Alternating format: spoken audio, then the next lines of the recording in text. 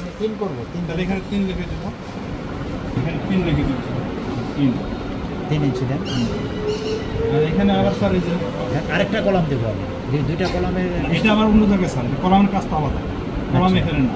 এখানে কলাম হলো স্যার এই যে কলামের কাজটা আবার এখানে। ধরো আপনার লেআউটে আর পেজটাকে কলাম মনে করেন এখানে আসলো 3 ইঞ্চি করে আসলো।